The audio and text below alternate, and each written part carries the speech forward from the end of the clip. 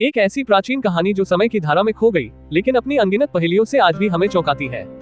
दुनिया की सबसे पुरानी सभ्यताओं में से एक ये सभ्यता लगभग 5000 साल पहले उभरी और अपने समय में अद्भुत प्रगति की मिसाल पेश की।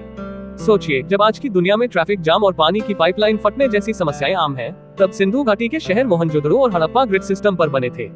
यहाँ की गलियां इतनी सीधी थी कि मानो किसी आर्किटेक्ट ने रूलर से खींची हो।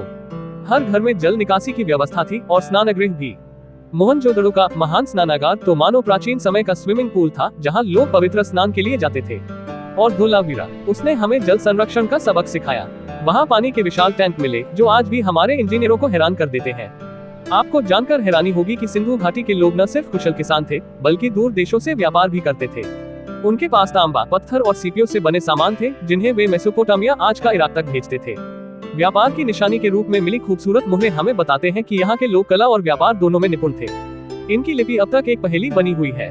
सिंधु लिपि के छोटे छोटे चिन्ह हमें संकेत देते हैं, लेकिन इसका अर्थ आज तक कोई नहीं जान पाया। इनकी धार्मिक मान्यताएं भी रोचक थी। पीपल का पेड़, पशुपति महादेव और मातृ देवी जैसी मूर्तियां ये दिखाती हैं कि वे प्रकृति और शक्ति की पूजा करते थे। और हाँ, उन्होंने शायद पहले पहल कपास उगाई, जिससे कपड़े बनाए गए, यानी फैशन का पहला कदम यहीं से शुरू हुआ। लेकिन इतना उन्नत समाज अचानक गायब क्यों हो गया? इस सवाल ने इतिहासकारों को उलझा रखा है। कुछ मानते हैं कि जलवायु परिवर्तन ने इस सभ्यता को बर्बाद कर दिया। नदियां सूख गईं और लोग बेहतर जीवन की तलाश में दूसरी जगह चले गए। कुछ का कहना है कि शायद आर्यों का आक्रमण हुआ हो। सिंधु घाटी सभ्यता ने दुनिया को दिखाया कि एक संगठित समाज कैसा हो सकता है। आज जब हम शहरों की योजनाएं बनाते हैं, तो कहीं न कहीं उनके नक्शे में हड़प्पा और मोहनजोदड़ो की छवि झलकती है।